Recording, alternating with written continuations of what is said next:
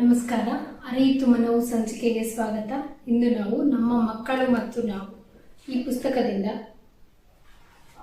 ಮಕ್ಕಳಲ್ಲಿ ಒಂದು ಹಂತಕ್ಕೆ ಬಂದಮೇಲೆ ಯಾಕೆ ಬದಲಾವಣೆ ಆಗ್ತಾ ಬರುತ್ತೆ ಅಥವಾ ಒಡ ಹುಟ್ಟಿದವರು ಸಿಬ್ಲಿಂಗ್ಸ್ ಸಿಂಗಲ್ ಚೈಲ್ಡ್ ಇದ್ದಿದ್ದ ಮನೆಯಲ್ಲಿ ಇನ್ನೊಂದು ಮಗು ಆಗಮನ ಆದಾಗ ಮಕ್ಕಳ ಬಿಹೇವಿಯರಲ್ಲಿ ತುಂಬ ಬದಲಾವಣೆಗಳು ಏರಿಳಿತಗಳನ್ನು ಪೇರೆಂಟ್ಸು ಅನುಭವಿಸ್ತಾರೆ. ಇದಕ್ಕೆ ಕಾರಣ ಏನಿರ್ಬೋದು ಬನ್ನಿ ತಿಳ್ಕೊಳ್ಳೋಣ.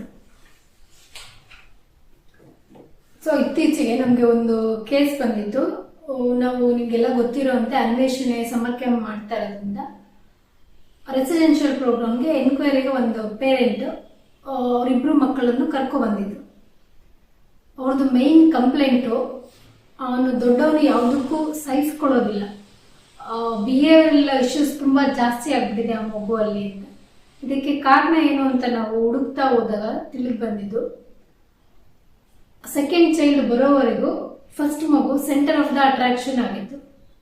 ಅಲ್ಲಿವರೆಗೂ ಆ ಮಗುನೇ ಇಂದ್ರ ಚಂದ್ರ ಇಲ್ಲ. ಸೆಕೆಂಡ್ ಚೈಲ್ಡ್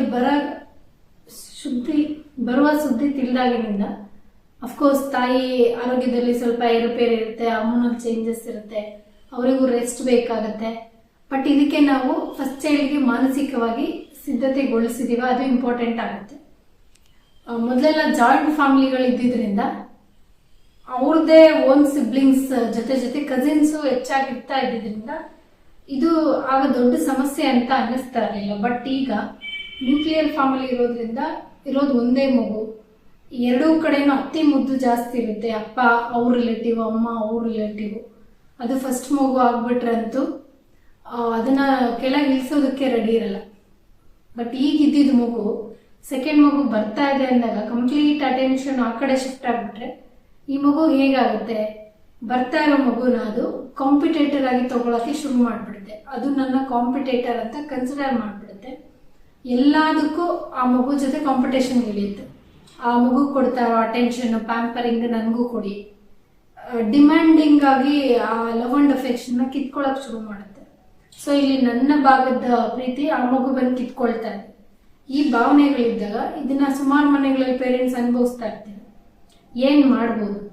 ಸೊ ಈಗ ನಮ್ಮ ಹತ್ರ ಬಂದಿರೋ ಮಗುಗೆ ನಾವು ಅನ್ವೇಷಣೆ ಕ್ಯಾಂಪಲ್ಲಿ ರೆಸಿಡೆನ್ಷಿಯಲ್ ಆಗಿ ಅಡ್ಮಿಷನ್ ತಗೊಂಡಿದ್ವಿ. 21 days ಅಲ್ಲಿ ಏನ್ ಮಾಡ್ಬೋದು, ಒಂದು ಹ್ಯಾಬಿಟ್ ಸೆಟ್ ಮಾಡಕ್ಕೆ ಏನ್ ಮಾಡಿ ಕೊಡ್ಬೋದು, ಈ ಬಗ್ಗೆ ನಾವು ವರ್ಕ್ ಮಾಡ್ತಾ ಹೋಗ್ತೀವಿ.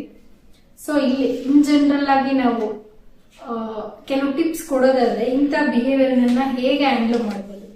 ಹೆಚ್ಚಿನ ಜಗಳಗಳ ತೀರ್ಮಾನಕ್ಕೆ ಮಕ್ಕಳ ನ್ಯಾಯಾಲಯ ಸ್ಥಾಪಿಸುವುದು ಉತ್ತಮ ಅಂತ ಅನಿಸುತ್ತೆ. ಯೋಚನೆ ಮಾಡಿ ಈ ಬಗ್ಗೆ.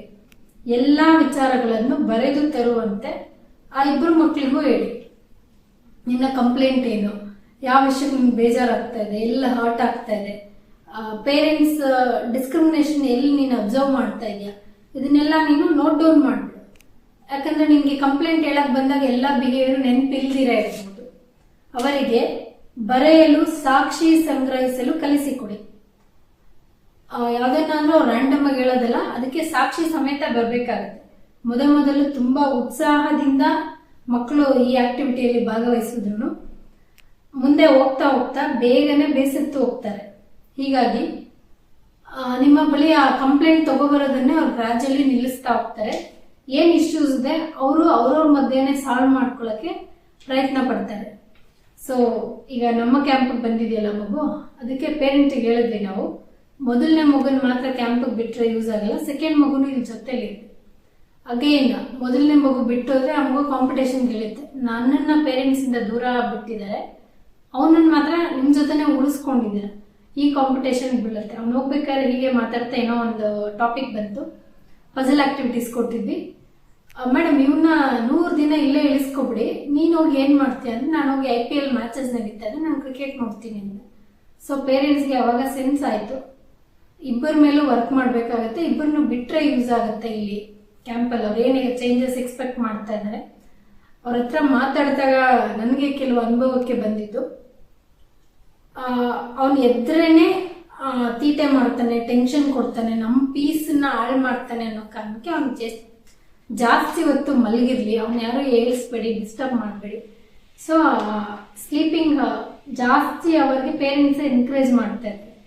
ಇದು ಟೆಂಪರರಿ ಸೊಲ್ಯೂಷನ್ನ ಯೋಚನೆ ಮಾಡಿ. ಸ್ಕೂಲ್ ಶುರು ಆದಮೇಲೆ ಈಗ ನೀವು ನಿದ್ದೆ ಅಭ್ಯಾಸ ಮಾಡಿರೋದು ಸ್ಕೂಲ್ ಶುರು ಆದಮೇಲೆ ಮತ್ತೆ ಅದೇ ಸಮಸ್ಯೆಯಾಗಿ ಕಾಡಕ್ಕೆ ಶುರು ಆಗುತ್ತೆ. ಅರ್ಲಿ ಮಾರ್ನಿಂಗ್ ಈಗ 8 ಗಂಟೆ ಒಳಗೆ ಅವ್ರು ರೆಡಿಯಾಗಿ ಸ್ಕೂಲ್ಗೆ ಹೊಟ್ಟೋಗ್ಬಿಡ್ಬೇಕು, ಇಲ್ಲಾಂದರೆ ಪ್ರಯರ್ ಮಿಸ್ ಆಗುತ್ತೆ, ವ್ಯಾನ್ ಮಿಸ್ ಆಗುತ್ತೆ, ಅಗೇನ್ ನಿಮಗೆ ಟೆನ್ಷನು. ದಿನ ಶುರು ಆಗದೆ ಕಿರಿಕಿರಿಯಿಂದ ಆದರೆ ಇಡೀ ದಿನಕ್ಕೆ ಅದ್ರ ಇಂಪ್ಯಾಕ್ಟ್ ಇರುತ್ತೆ. ಮಲ್ಗೋವರೆಗೂ ಆ ಕಿರಿಕಿರಿನ ನಾವು ಕ್ಯಾರಿ ಮಾಡ್ತಾ ಇರ್ತೀವಿ. ಎಲ್ಲೋ 5-10 ನಿಮಿಷದಲ್ಲಿ ಆಗಿದ್ದ ಇರಿಟೇಷನು ಹೋಲ್ ಡೇಗೆ ನಾವು ಆ ಬ್ಯಾಗೇಜನ್ನ ಕ್ಯಾರಿ ಮಾಡ್ತೀವಿ. Think of it. Thank you.